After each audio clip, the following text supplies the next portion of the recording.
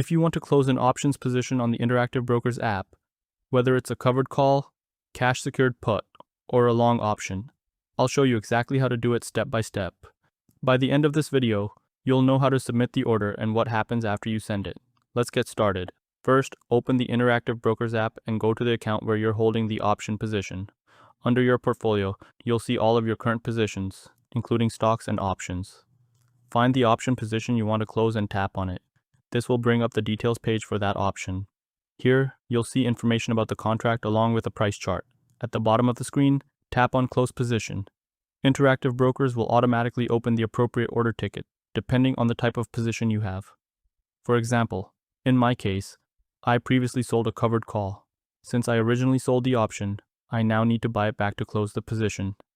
So Interactive Brokers opens a buy order screen. If you had purchased an option instead, the app would open a sell order screen so that you can sell the contract and close your trade. Now scroll down to review the order details. You'll be able to choose the order type and enter your limit price. Most traders use a limit order because it allows them to specify the maximum price they're willing to pay or the minimum price they're willing to accept. Take a moment to enter the price you'd like for the order. Quick tip: if you're trying to close the position quickly, you may want to use a price that's close to the current bid or ask price. Setting an unrealistic price could result in the order sitting unfilled. Once you've entered your price, tap the preview button at the bottom.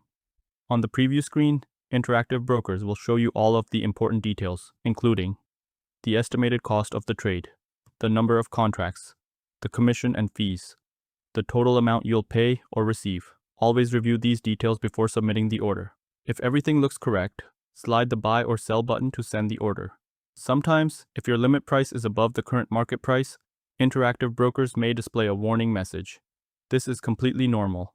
You have two choices. You can lower the limit price if you want the order to execute faster, or you can keep your original price and submit the order anyway.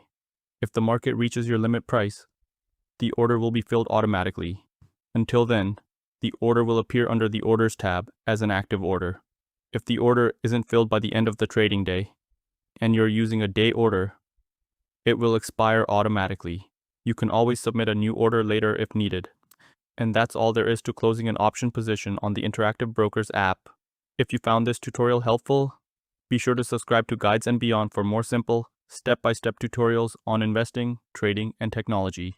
Thanks for watching, and I'll see you in the next one.